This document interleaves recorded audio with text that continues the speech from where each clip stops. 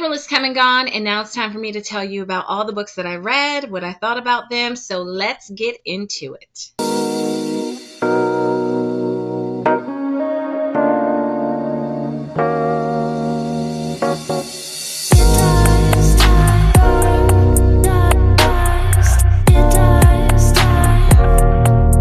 Welcome and welcome back to my channel. My name is Chantel Yvonne, and here I talk about all things books. And tonight I'm going to be sharing with you the books that I read in the month of April. So I did a lot of great reading this month. I read literary fiction, sci-fi, a little horror, historical fiction. It was a real mix of books, and I enjoyed reading all of them and reading widely. Not only was it a good reading month, but it was just a good bookish month in general. I spent a lot of time in bookstores this month, just being able to browse and hang out. And I also participated in DC's crawl for Independent Bookstore Day. I went to 6 bookstores, got my little passport stamped.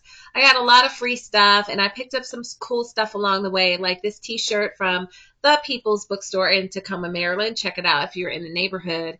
And I also walked away with a lot of books that I cannot wait to read.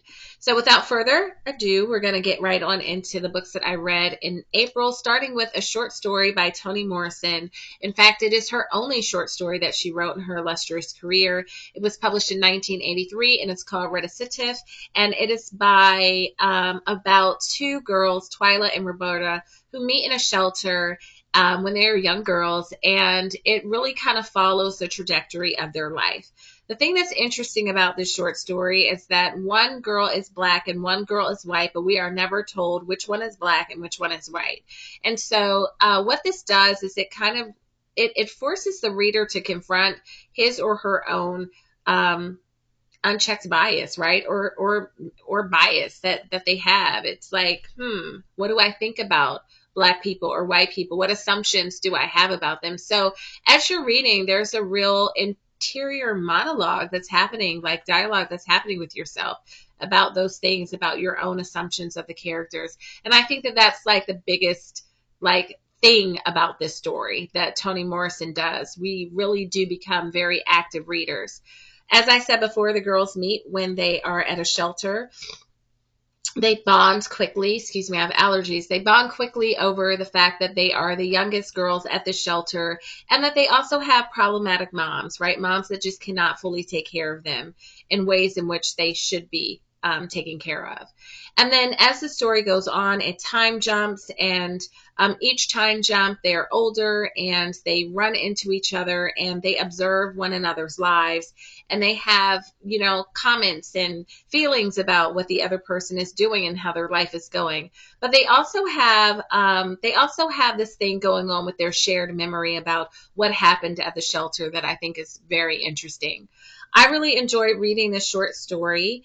I read it after I read several of Toni Morrison's novels, and I wish that I would have read it first. So when I talk to people and they ask me, which story should I start with Toni Morrison, I now recommend starting with this story because I think that it gives a good map into Toni Morrison's style of writing. There's so many elements that you can find in her novels that are present in this short story, such as that it deals a lot with females and centers the female story, especially like girls and mothers. There's also that it's not linear. It time jumps and you don't have warnings to things, so you just have to really stay engaged and kind of figure it out. So those elements are definitely present in this short story. I enjoyed it. I recommend it. I'm actually going to try and plan a dinner party this summer, a literary dinner party where I have folks read the short story and then we have dinner together and discuss it. And I think this would lend itself well because there's a lot to talk about in this story, not just in what happened to the story, but really what happened to you when you were reading the story. That's the most interesting thing. And you can read it in one setting. So it's not too much to ask for people to read it. So if you haven't checked it out, I strongly encourage you doing so. The next thing that I read in April was a novel called Shigidi, The Brass Head of Obelafon by Wole Talabi. Yes. And this came to me by way of my book club. It is sci-fi fantasy published in 2023. And in the heart of this novel is a love story between Shigidi, who is a disgraced god at the time that we meet him. He's a nightmare god, or a former nightmare god. He does not like his life. He, did not like his appearance, or does not like his appearance. He thinks himself to be ugly, and he meets this succubus god, and she's all types beautiful and sensual and alluring, and they form a partnership.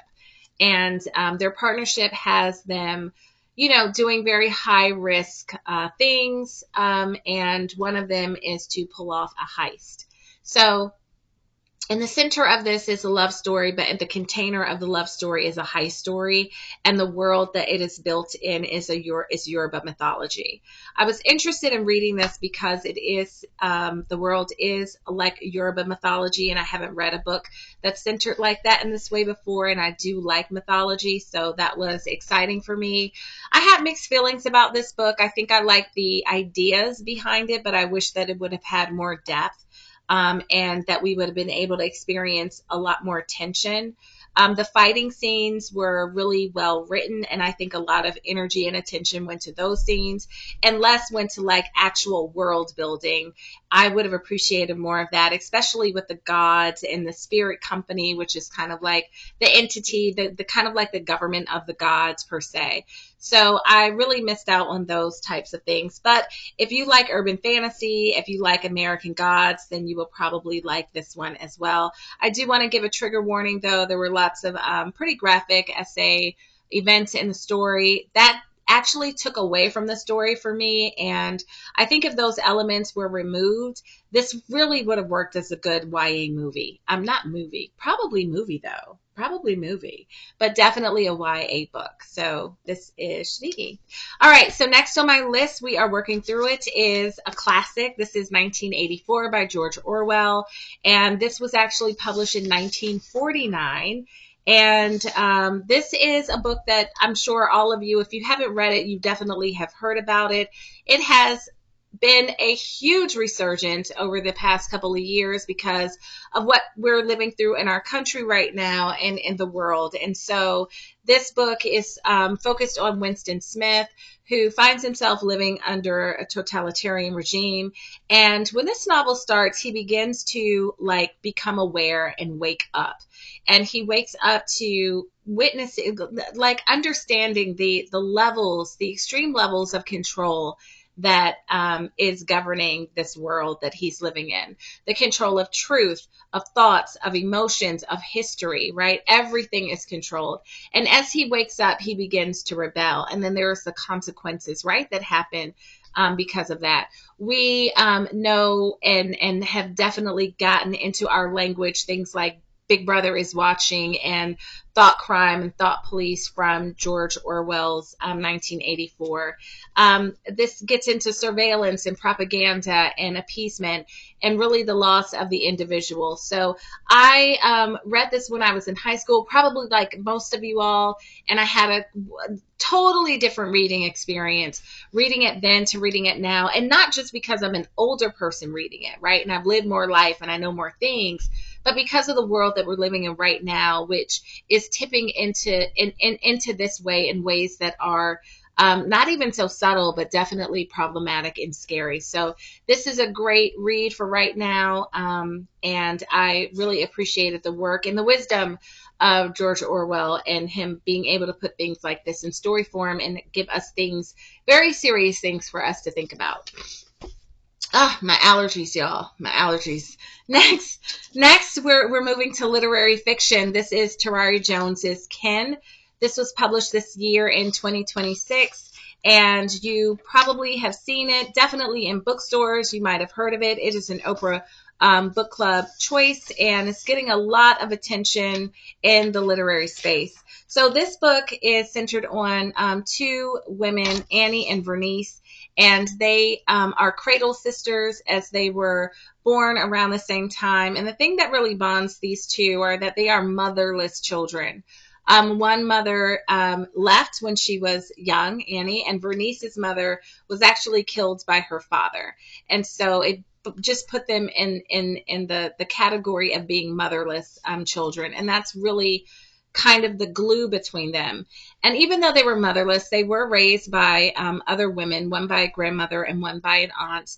And this book really we travel through these girls' lives, and we watch them grow up, and we watch them in the different roads that they take.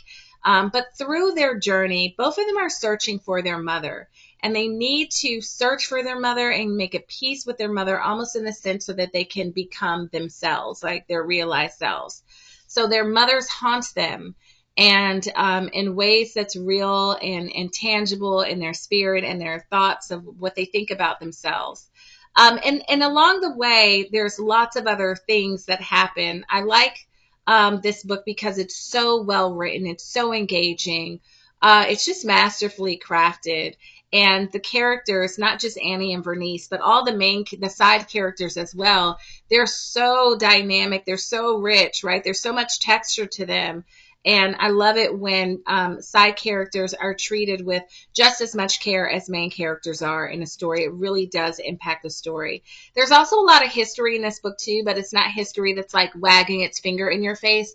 It's just there. It's just a part of life, right?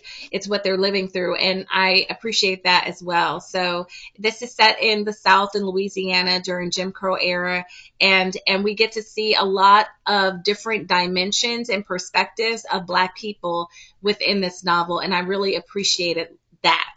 It's not just one type of Black person that you're meeting. You get to meet several different types, and maybe some even types that you didn't even know existed. So if you have a chance, pick up this novel. I think that this is a great one. It's a great one to read with people and talk about it. It's a good book club choice. So I know it's getting a lot of hype, but the hype is well deserved in my opinion. I am working on a review of this book, and that will be coming out soon. So stay tuned for that. Okay, the next one brings me into a category that I would not have ever chosen for myself, really, because I don't read it. That's zombies. My husband is a zombie guy. I am not a zombie person, but Dread Nation has us dealing with zombies. This book is written by Justina Ireland, and it was published in 2018.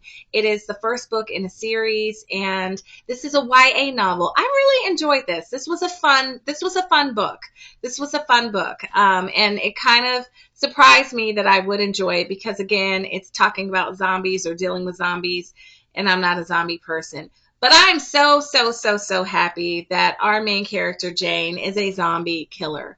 So this book is also historical fiction, and the reason why is because it's set during the Civil War, but it presents us an alternative kind of Civil War. So in this world, the Civil War happened while the North was fighting the South.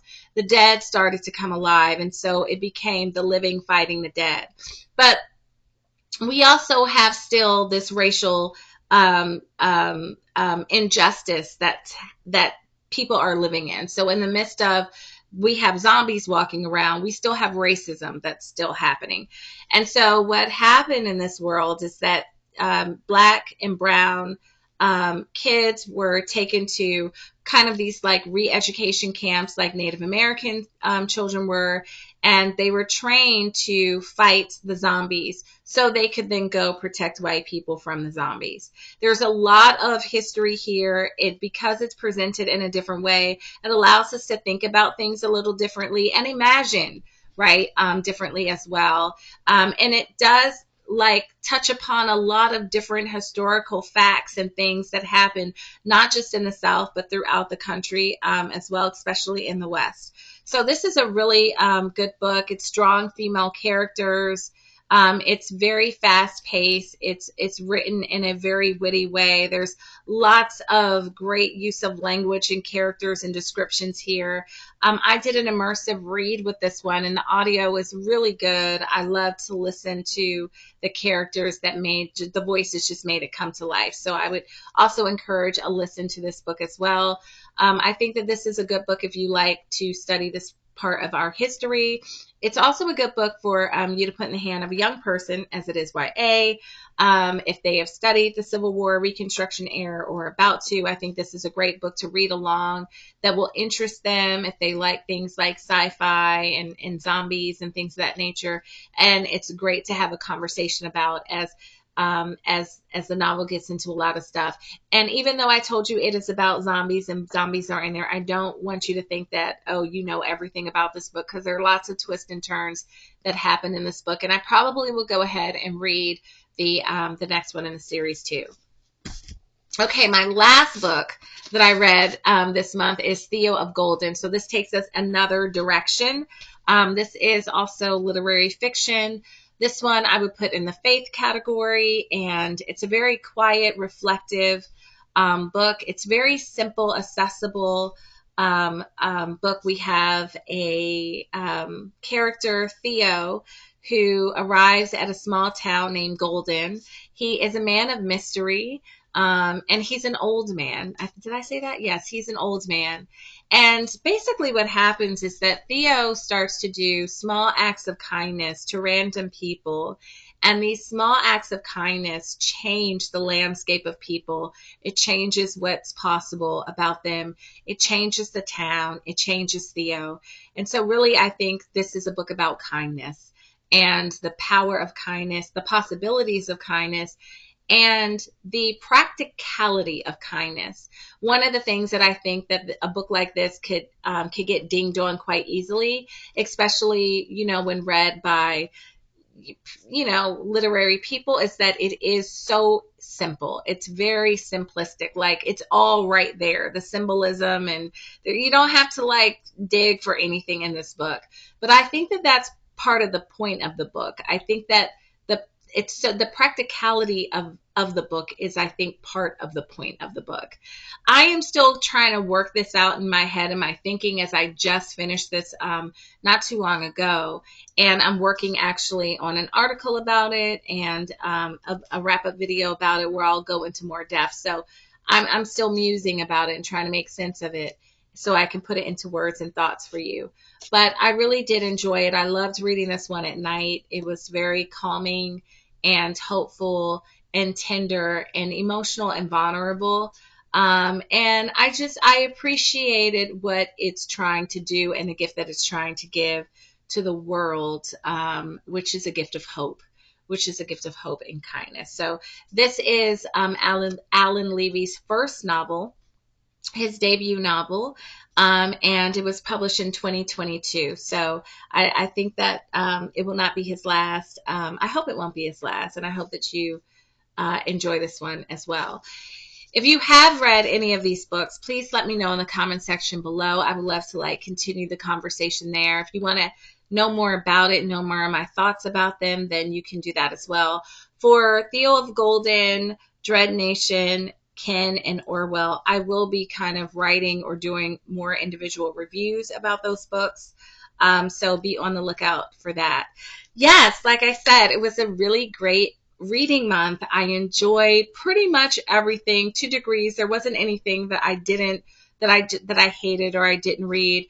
And I really like the fact that my reading month had me in different places. I could go different places, and I enjoy doing that. I really like to read widely. So let me know what you're reading, what you read in April. Let me know what your thoughts about what you read. If there's anything that you were like, Chantel, you have to read this book, please let me know in the comment section below. And that's it, guys. That is it. This was a quick wrap up. So until next time, you guys know exactly what to do. Stay sane. Please stay sane. Stay healthy. Be kind to yourself. Visit a local bookstore and stay reading. Bye.